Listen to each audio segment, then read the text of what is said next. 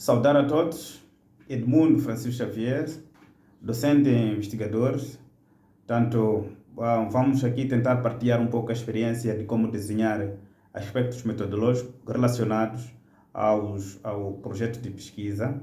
No encontro passado falamos sobre como desenhar o capítulo de metodologia e nós dizíamos que este capítulo tem que trazer as abordagens metodológicas que serão utilizados para o seu trabalho. E essas abordagens podem ser elas quantitativos, mistos, qualitativos. E depois tem que trazer também tipos de pesquisa, pode ser exploratório, pode ser descritivo, pode ser interpretativo, pesquisação, também depende do que aquilo um investigador vai trazer. Agora, e hoje nós queremos falar especificamente de alguns elementos que se relacionam com o universo e a amostra.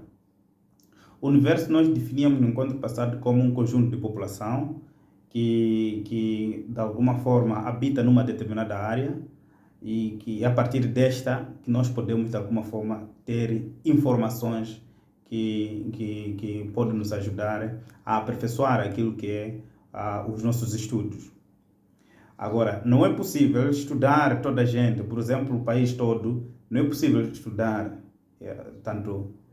De alguma forma, nós precisamos de retirar uma parte representativa para, de alguma forma, nos ajudar a ser um pouco mais flexível, tendo em conta a meta que nós temos para o nosso estudo. Não é? Então, essa parte que nós retiramos, chamamos de amostra. Okay? E essa amostra pode ser probabilística, pode ser não probabilística. A amostra probabilística tem seus tipos, que nós denominamos por amostragem. A amostragem são as técnicas que nós usamos para determinar a amostra. E a amostragem pode ser aleatória simples, pode ser sistemática, pode ser estratificada, pode ser por cluster, pode ser por etapa. Portanto, estes tipos todos nos ajudam bastante a determinar e a ter as informações da nossa pesquisa. Por exemplo, das amostras simples, aleatórias simples, é aquela em que todo mundo tem a mesma oportunidade de fazer parte do seu estudo.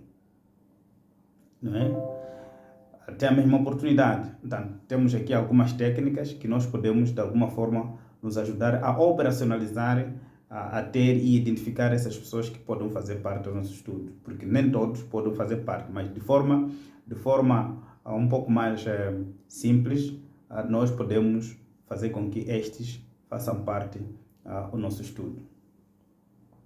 Não é? Porque todos têm a mesma probabilidade igual de fazer parte do estudo. Sistemática. Estas se relacionam com a amostragem aleatória simples, porque é uma variante da amostragem aleatória simples. Este é usado quando a população está organizada de forma sequencial. Portanto, se ela está organizada de forma sequencial, então é muito fácil, né, a determinar a amostra. Portanto, esta forma sequenciada é denominada aleatória, a sistemática. Portanto, tem aqui os elementos e diretrizes simples de alguma forma que nos ajudam a determinar a nossa amostra. Temos a amostragem estratificada. Esta é baseada, não é? É baseada em estratos pré-definidos pelo investigador. Portanto, tem a vantagem de ser mais econômico e fornecer resultados com maior probabilidade de dinheiro associado. Portanto, tendo em conta os estratos que nós queremos trabalhar com eles.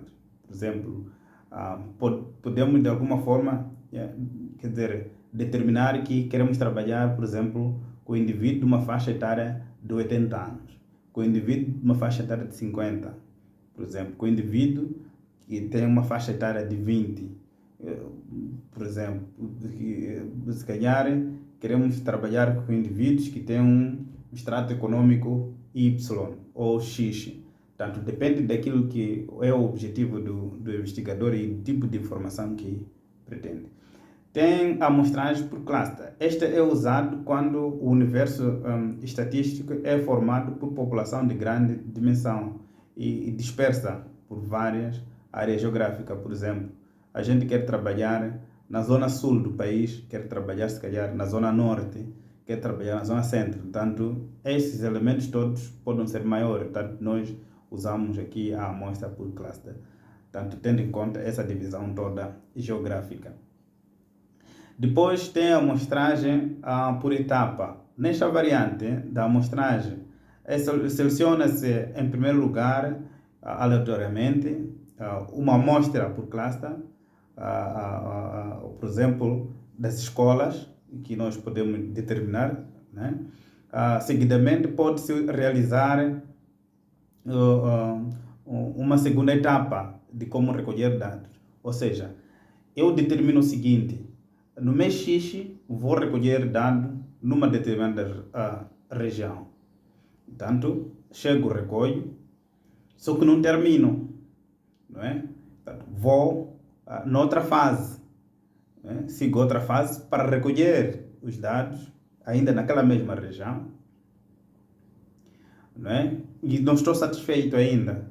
Volto a segunda, a terceira, a quarta, a quinta vez, no sentido de agregar informações, se calhar mais aproximado possível aquilo que caracteriza o meu estudo. Portanto, essas fases todas são determinadas por etapas.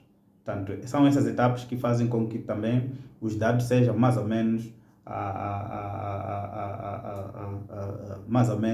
reais sobre aquilo que caracteriza a população em estudo. Portanto, esta também é mais ou menos ideal a ser seguida. Esta, de alguma forma, né, é efetivada quando a região é muito ampla. Por exemplo, aquela amostra anteriormente que nós falamos por cluster, esta também pode seguir de forma faseada ou por etapa, tanto para, de alguma forma, conseguirmos ter todas as informações possíveis, tendo em conta a abrangência das pessoas envolvidas. Nas amostras não aleatórias, né, elas podem ser por conveniência porque o investigador tem aqui uma intenção sobre essas pessoas. Ou seja, não sendo representativa da população, ocorre quando a participação é voluntária ou os elementos da amostragem são escolhidos por uma questão de conveniência. Muitas vezes eles podem ser amigos, pode ser amigo dos amigos, né? Desde modo o processo amostral não garante que a amostra seja representativa, pode ser usada com êxito em situações nas quais seja mais importante captar ideias gerais e identificar aspectos críticos do que propriamente a objetividade científica. Contudo, o método tem a vantagem de ser mais rápido e barato, porque nós conhecemos as pessoas e achamos que essas pessoas têm aqui as informações ideais sobre aquilo que nós queremos. Por exemplo, quero entrevistar governador, quero entrevistar secretário de Estado, quero entrevistar presidente do município. Portanto, estas são pessoas que eu escolhi para o meu estudo. Portanto, não preciso aqui trazer alguns elementos, se calhar, de fórmula para identificar as pessoas que queiram trabalhar comigo. Tem a amostragem por conta. Este tipo de amostragem pode ser considerado analógico, né? Ou o método de amostragem estratificada. Também pode ter como base o extrato social, né? Depende. Né? Lembrando que já que é a amostra não probabilística, portanto, estas pessoas nos convém a trabalhar e nós temos a intenção também de trabalhar com ela. Portanto, estes estão de alguma forma divididos por extrato, não só por cota, e depende também de como nós vamos retrabalhar e tendo em conta a natureza do estudo. O que quer dizer? A amostragem não probabilístico, o que quer dizer? Enquanto que a probabilística, todo mundo tem a mesma oportunidade de participar no nosso estudo, a não probabilística, todo mundo não tem a mesma probabilidade de participar do nosso estudo, porque estes nos convém a trabalharem conosco. Eu determino quais são as pessoas que querem trabalhar comigo. Veja só, esta amostragem não probabilística, muitas vezes, se for um estudo qualitativo, é mais utilizada. E por isso que, de alguma forma, nós recomendamos para os pesquisadores que seguem a amostragem qualitativa, ou seja, o tipo de estudo qualitativo e interpretativo, a seguir a palavra participante, ou seja, a denominação de participante, pelo facto da sua amostra ter a característica não probabilística, porque eu, de alguma forma, escolho as pessoas, né, a fazerem parte do meu estudo de forma intencional. São pessoas que eu quero que esses façam parte, e eu sinto que estes têm informação, têm uma bagagem de trabalharem comigo. Por isso que utiliza-se a técnica da amostragem por conveniência, porque essas pessoas me convêm a trabalhar comigo. Também pode ser por cota, porque essas pessoas têm aquelas características todas a trabalharem comigo no meu trabalho. Portanto, esta é mais simples, é mais operativo, não é? Simplesmente, de alguma forma, já que nós utilizamos como técnica de recolha de dados as entrevistas, por isso que o número de perguntas deve ser um pouco mais simples, de forma a nos ajudar, né, a analisar os nossos dados.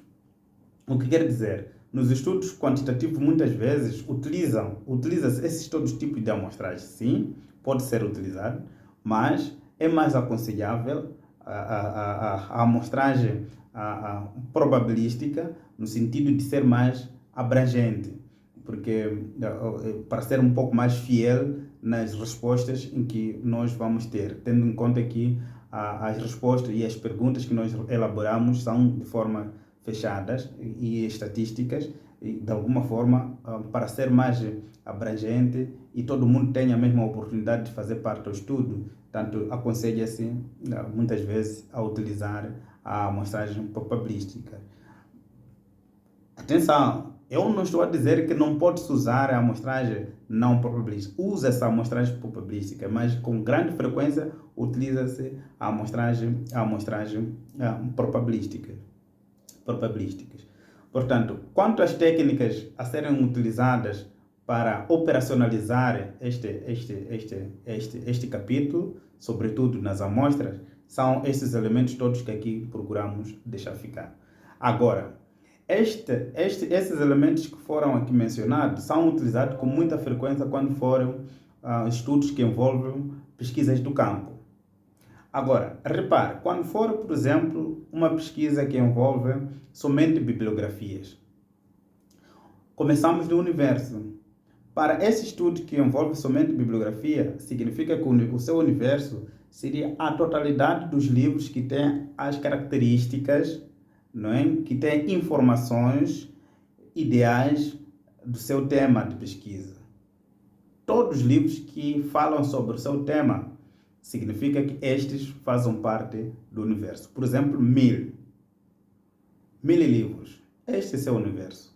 Agora, não é possível também trabalhar com 1000 livros, 2000 livros, 5000 livros. Não é possível. Naturalmente, hoje a necessidade de nós termos uma parte do livro. Qual é essa parte? É aquela parte que nós referenciamos no nosso trabalho. Quando nós fizemos as nossas citações, elaboramos as citações, temos as citações todas no seu livro, é só procurar, no seu trabalho, é só procurar categorizar, procurar contabilizar. Então, a totalidade desses livros que fazem parte no seu trabalho, não é? Estes constituem a sua amostra. Naturalmente, logo a seguir, vai elaborar a referência bibliográfica, tendo em conta aqueles livros que estão desenhados no capítulo de metodologia, referindo neste caso da sua amostra. Portanto, que tem que bater o seguinte: na referência bibliográfica, por exemplo, pode ter 50 livros. Portanto, na amostra tem que ter também 50 livros. Portanto, nas citações devem existir também os mesmos livros que o caracterizam. Portanto, há esta especificidade. Agora, quando tivermos no item a técnica e instrumento de recolha de dados, nós simplesmente mencionamos a pesquisa bibliográfica, a pesquisa documental e, de alguma forma, a observação, porque o tema sempre surge sobre aquilo que tem acontecido no contexto. Portanto, independentemente do tipo de estudo, naturalmente, isto acontece no contexto onde nós estamos inseridos. Pode ser um estudo bibliográfico, mesmo estudo de campo, esses todos estão para resolver aquilo que são os problemas, estão para trazer novidades, estão para trazer alguma solução sobre aquilo que a sociedade tem a passar. Não só os estudos bibliográficos vêm para aperfeiçoar aquilo que já foi dito no outro tipo de estudo.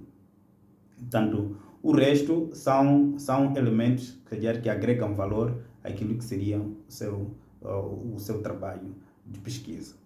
Agora, dando continuidade, saindo nesse item, portanto, nós gostaríamos de trazer também alguns elementos um pouco mais específicos do projeto em si. Pode ser ele bibliográfico, pode ser ele pesquisa que envolve pesquisa de campo. Veja só, esse trabalho tem que trazer também ética de pesquisa, tem que trazer modelo de análise de pesquisa, não é? Tem que trazer limitações. Todos esses trabalhos precisam trazer isso. Este trabalho, já que é o projeto de pesquisa, precisa trazer um capítulo, né, que é o capítulo de análise e interpretação de dados, que é o 4º capítulo. Pese embora que este capítulo só traz elementos analíticos, não é? Porque ainda não se foi ao campo. Pois esse 4º capítulo, logo a seguir, tem que trazer cronograma e o orçamento. O que o cronograma procura trazer? Cronograma é procurar, não é, de alguma forma, trazer algumas informações, não é? Como estas. Portanto, nós procuramos, não é, identificar o que vamos fazer no primeiro mês, qual é o passo, quando que nós encontramos-nos com o nosso supervisor, quando que nós desenhamos o nosso tema, quando que nós desenhamos o primeiro capítulo, quando que nós desenhamos o 2º capítulo, 3º, não é? E depois,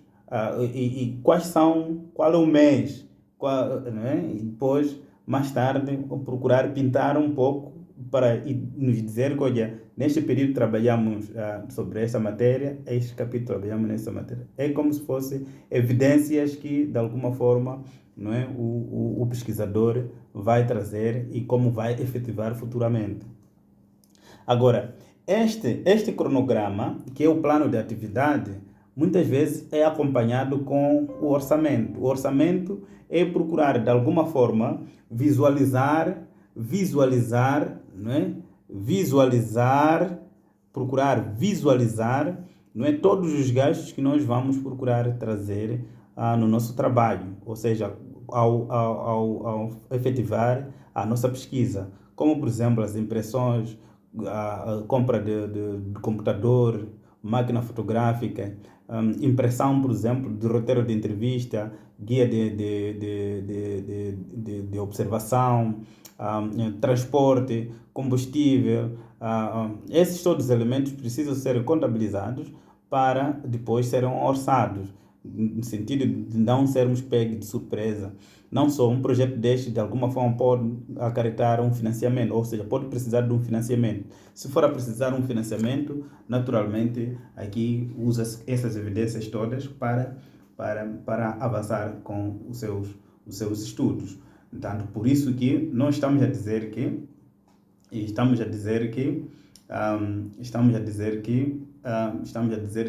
o orçamento este acompanha a cronograma de atividade. Portanto, esta seção deve ser listado os gastos previstos previsto para a execução do projeto. Portanto, são estes que fazem com que o seu projeto seja efetivado. Portanto, como todo o capítulo termina com a conclusão, portanto, um projeto de pesquisa precisa trazer a conclusão.